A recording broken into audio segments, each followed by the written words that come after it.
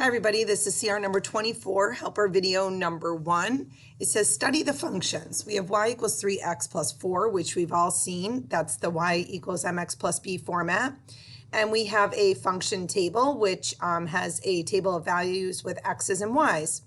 It says determine the rate of change for each function. Okay, well, first of all, we have to remember rate of change.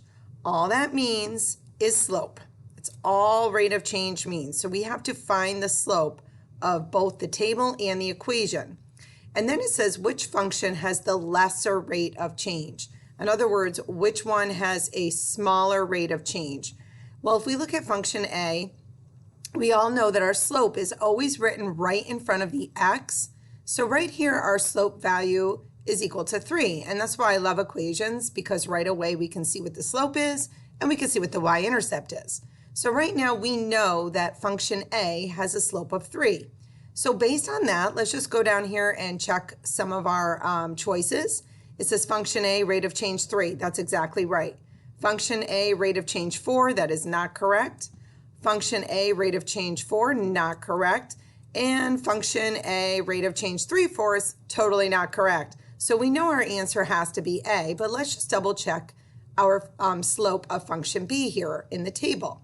Well, we're noticing that every single time our rise, which is our y, remember our change in y is the rise. I'm just going to write it right here because our slope is rise over run.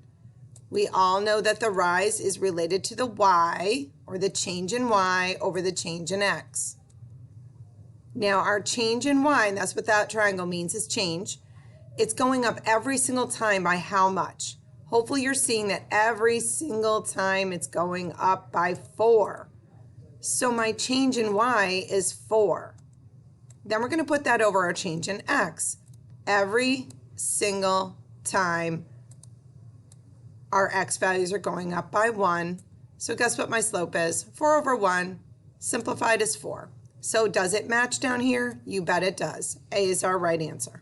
Good luck.